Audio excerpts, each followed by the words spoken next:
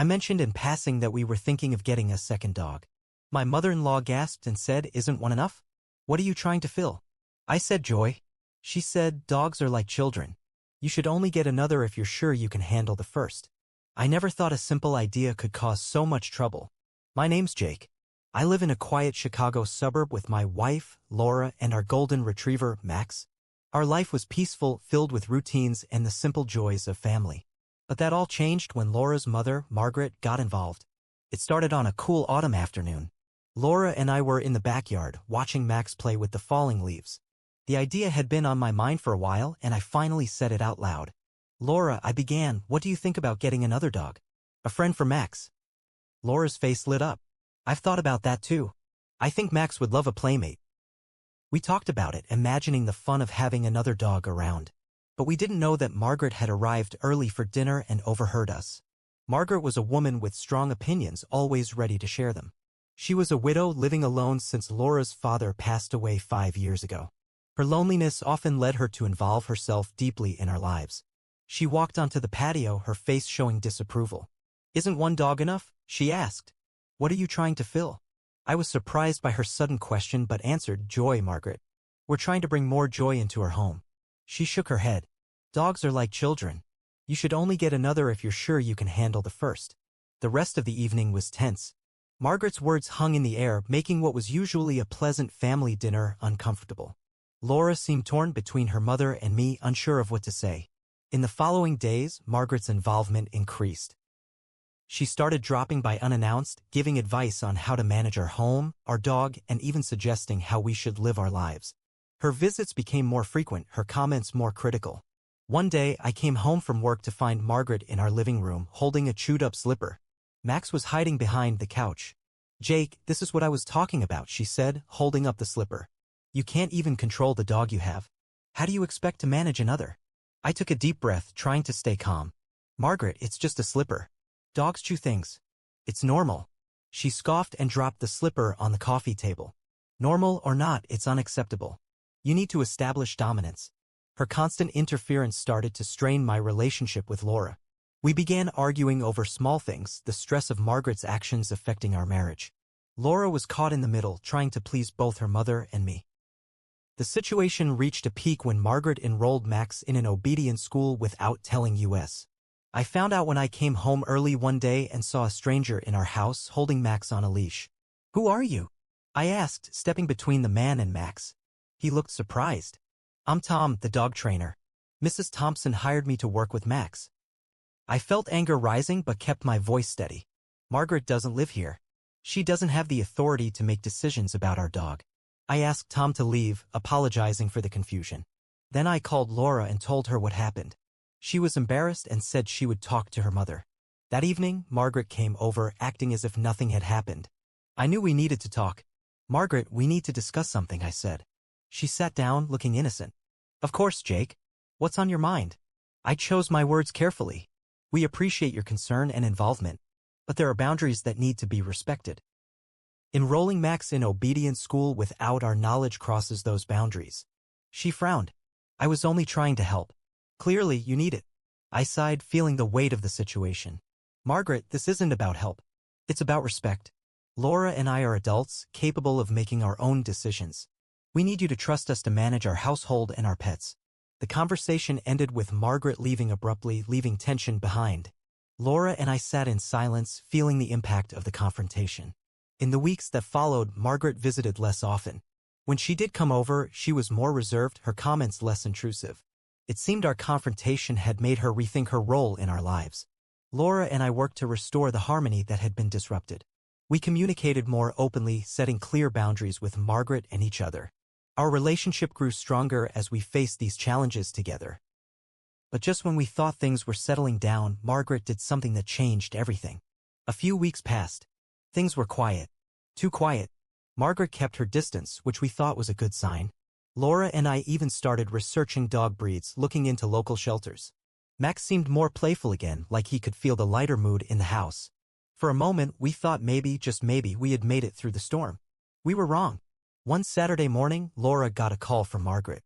I could tell something was off just by Laura's face. She looked pale, her eyes wide. "What?"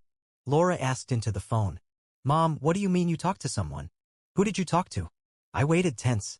After a few seconds, Laura hung up and sat down slowly. She called animal control. What? I nearly dropped my coffee mug. She reported Max, she said. Told them he was aggressive. I stood frozen. Aggressive? Max literally hides when someone raises their voice. Laura nodded. I know. She said it was for his own good. That we're not taking proper care of him and he's showing signs of anxiety and dominance behavior. That day, we got a visit from an officer. Friendly guy doing his job, but still, it was humiliating. I'm sure it's nothing, he said, glancing at Max, who sat wagging his tail politely. But we have to follow up on these calls. Just doing a wellness check. We passed with no issue. Max even got a treat from the officer. But I was furious. Not just about the call, about what it meant. Margaret was trying to make us look like bad owners. Like we were unfit. For what? Control? I didn't say much that day. I didn't trust myself to speak without yelling.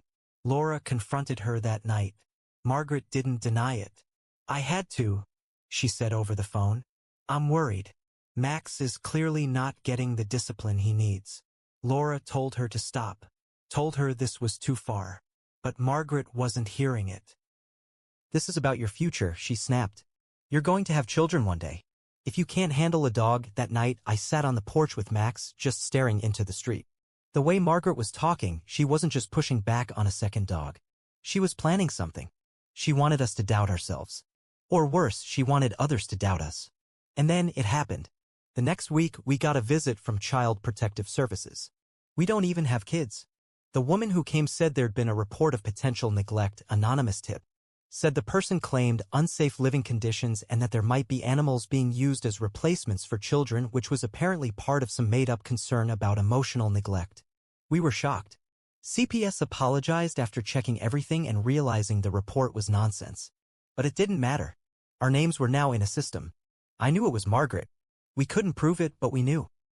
No one else would know something that weird to report. Laura broke down that night. She's trying to ruin us. And she was right. The worst part?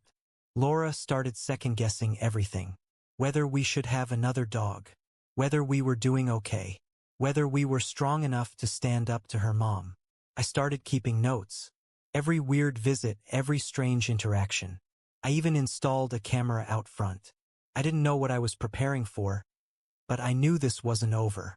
And then something happened that changed everything. Max got out. It was a normal weekday.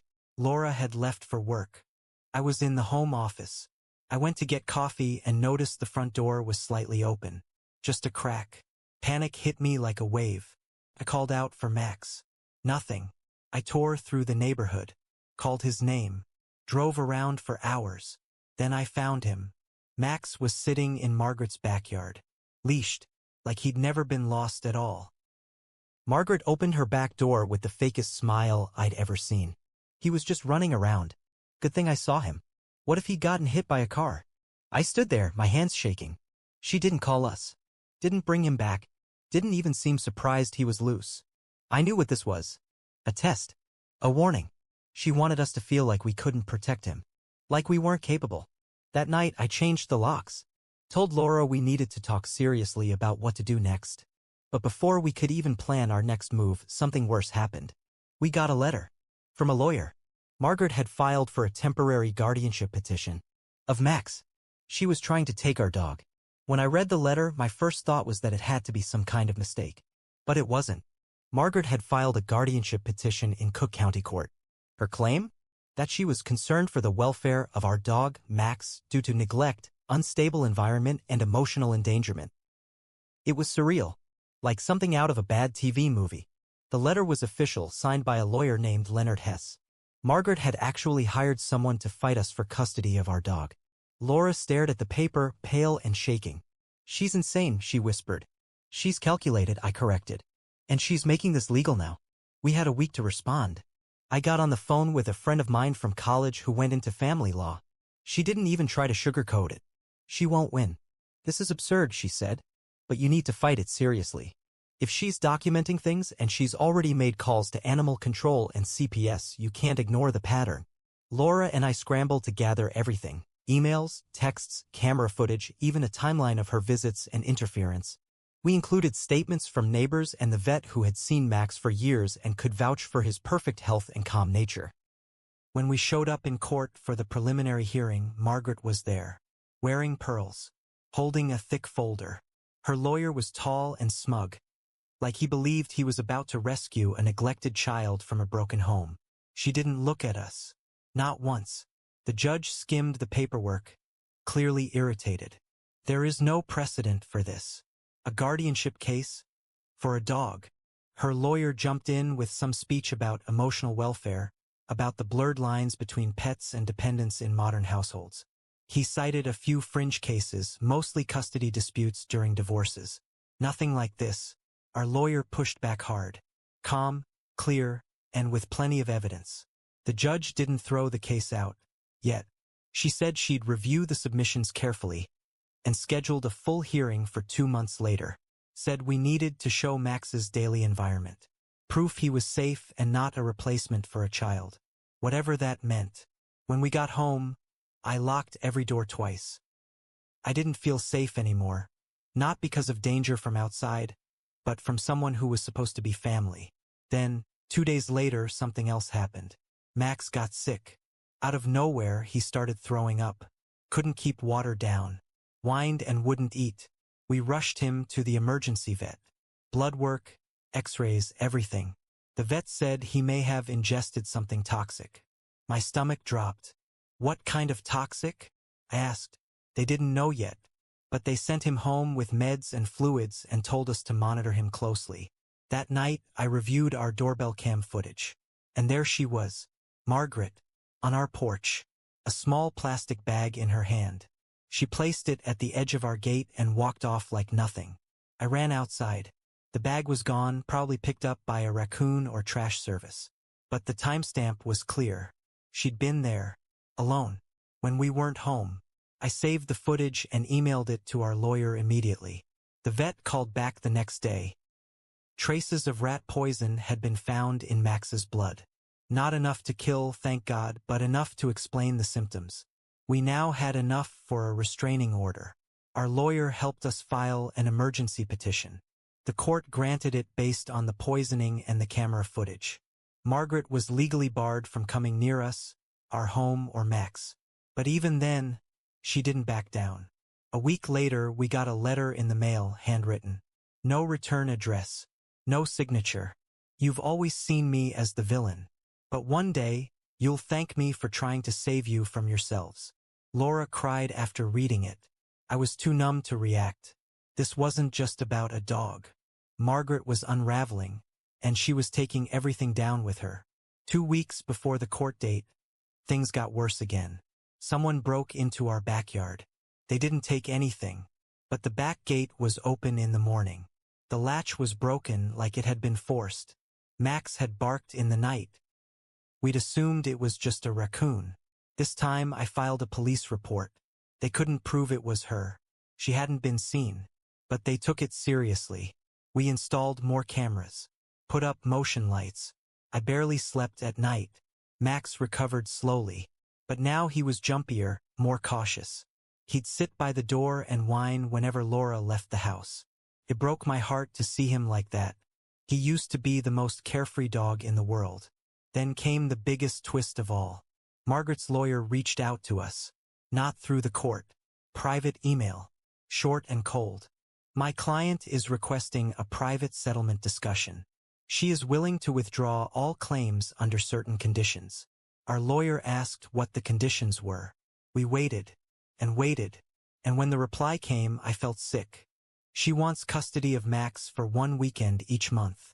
She will agree to back off and drop all legal claims in exchange for visitation rights. Like he was a child. A shared custody agreement for a dog. And here's the worst part, Laura started considering it. Not because she wanted to, but because she was scared it would never end otherwise. I was stunned when Laura said she was thinking about agreeing. We can't keep living like this, she whispered. She won't stop, Jake.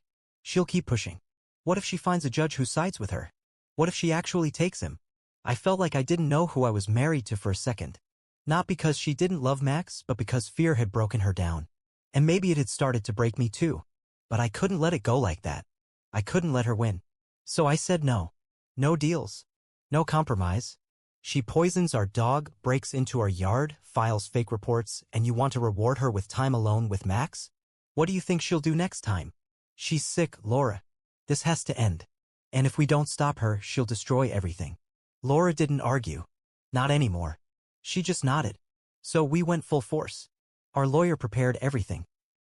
Photos, statements, vet records, even a behavioral report on Max from a certified trainer. Most importantly, the footage of Margaret coming onto our porch with the bag and a screenshot from the day Max was found in her backyard already on a leash. The hearing came. We sat across from Margaret in the courtroom. She looked smug again. Calm. Like she still thought she had the upper hand. But she didn't. Our lawyer laid it all out. Every visit. Every false report. The break-in. The poisoning. The offer of a custody deal that only proved how unstable this had become. And then the video. When the video played in court, Margaret didn't even flinch. She didn't cry. Didn't deny it. She smiled. And then her lawyer stood up and quit. In the middle of court. Said he couldn't continue representation under ethical concerns. The judge stared at her like she didn't know what planet Margaret was from. This is malicious, the judge said, flipping through the stack of documents. This is harassment. This is dangerous. The petition was denied on the spot. And not just denied, Margaret was slapped with court costs, a restraining order, and the judge said she would personally file the footage and the police report with Adult Protective Services for a psychological wellness check. And then came the final blow. As we left court, Laura and I were walking down the hallway when a woman stepped out of the elevator. She was from APS. They'd already opened a case based on the court hearing. She looked at Margaret, who was sitting alone on a bench. Then she turned to us.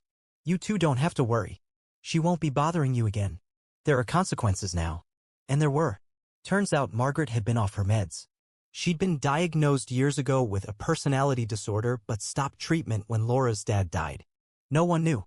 Or maybe they did and just didn't want to deal with it. APS took her in for an evaluation. 3 weeks later, she was admitted to a facility. Not jail, not exactly, but a long-term monitored program for people like her. People who blur the lines between love and control. Laura visited her once. Just once. When she came home, she was quiet. I didn't ask questions. We never heard from Margaret again. Max is doing great now. He's back to his goofy, happy self. We ended up getting that second dog, a sweet rescue named Daisy. She and Max are like siblings. But I'd be lying if I said we were the same. We lost time. Peace. Trust. And yeah, I made mistakes too. I let things fester. I stayed polite too long. I thought logic would fix crazy. It doesn't. Sometimes you need to fight fire with fire. Protect what's yours. And most of all, never assume family won't be the villain. Because sometimes they are. And when they show you who they are, believe them.